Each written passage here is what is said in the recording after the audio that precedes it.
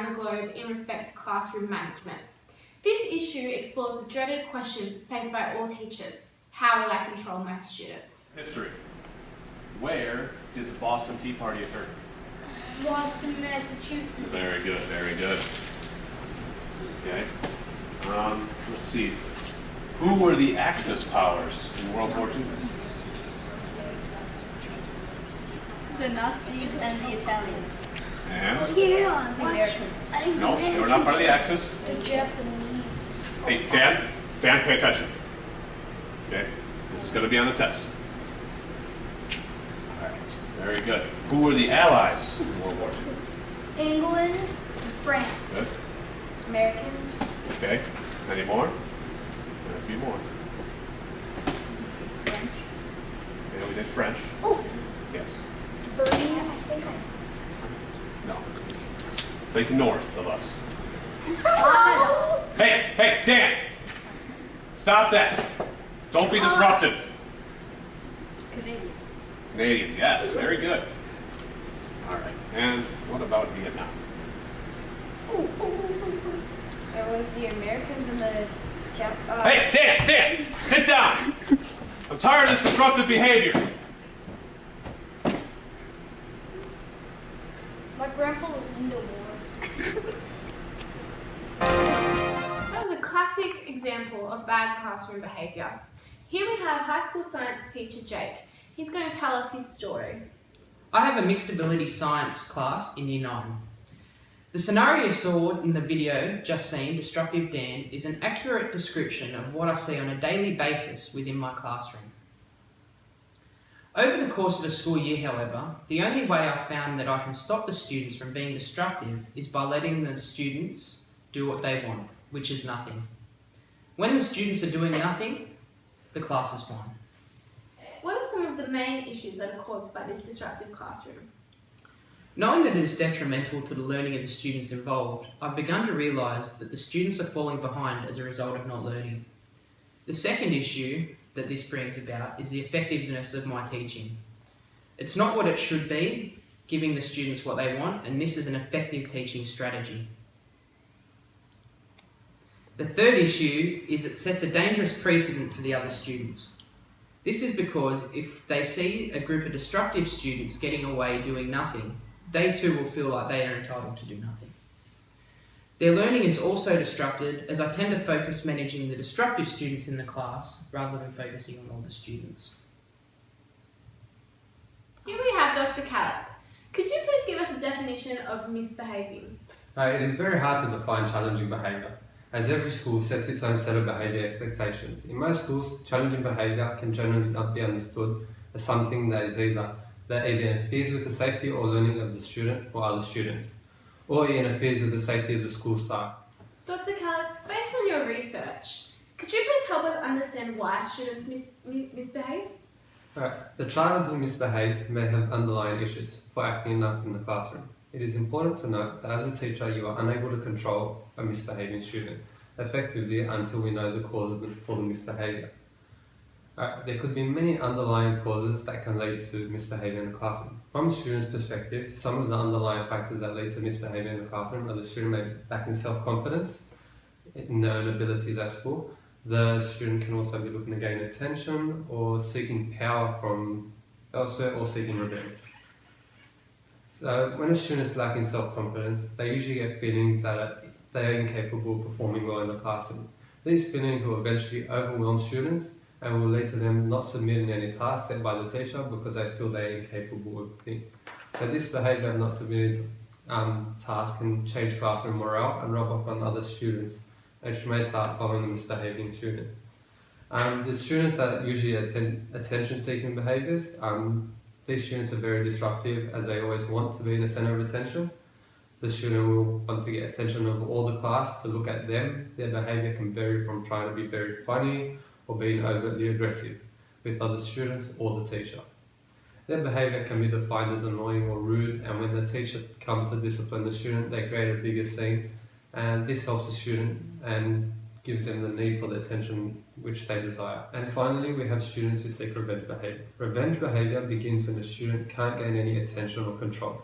If they feel like they are being controlled by another person, the student will seek to punish them. The students will bring real or imagined feelings in the class, and this will lead to misbehaviour. They lash out at other students or teachers through verbal abuse and try to get even against them or the other person, or cause greater harm. By hurting them in any manner, they get a sense of accomplishment. They only have desires to hurt those who they feel have control over them. Thank you, Dr. Kalik. Now we understand what challenging behaviour is and some of the key issues it brings about in the classroom.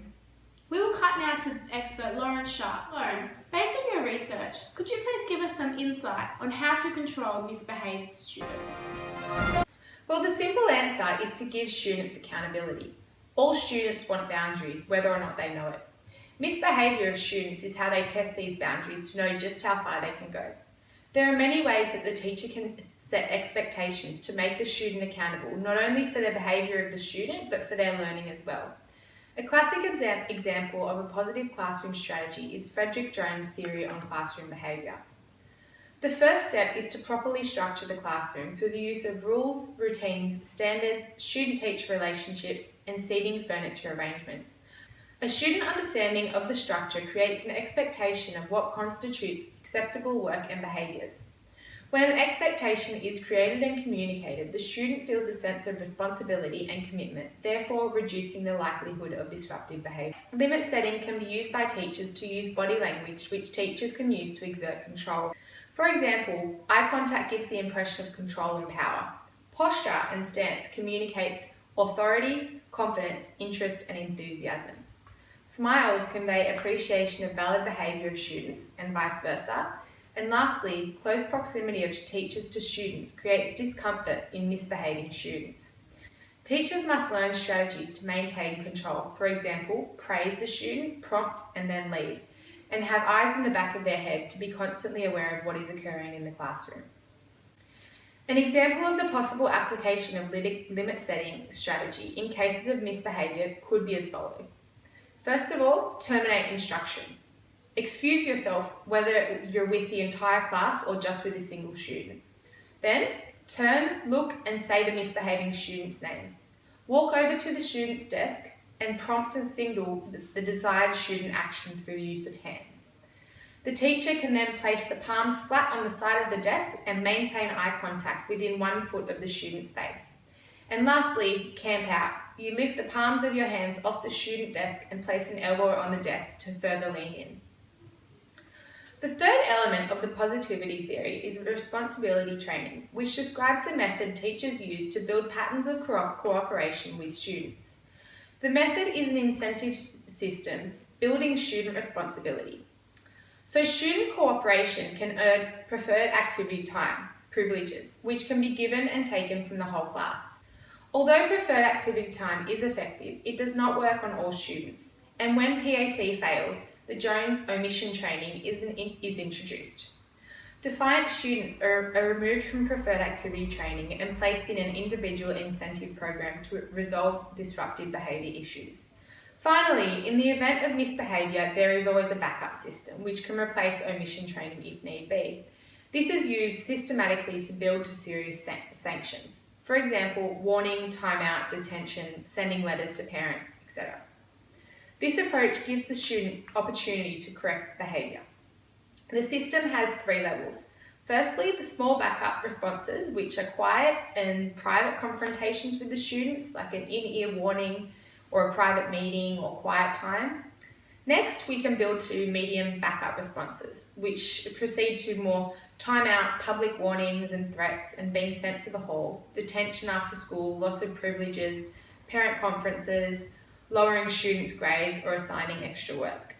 And finally, we can move to large backup responses, which involve sending the student to the office or an office referral system. Probably not corporal punishment though. The idea is to build from level to level until the student responds to the sanctions. Continued and increasingly inappropriate behaviour, which will result in higher level responses. Hopefully that will give Jake a few tools that he can use in his classroom. Thank you, Lauren. Today we've looked at a typical example of bad classroom behaviour. Dr. Khaled and Lauren have both helped us with some insight into how to manage this bad classroom behaviour. We hope that this helps teachers answer the questions, how will I control my students? Thank you for watching Teach the News.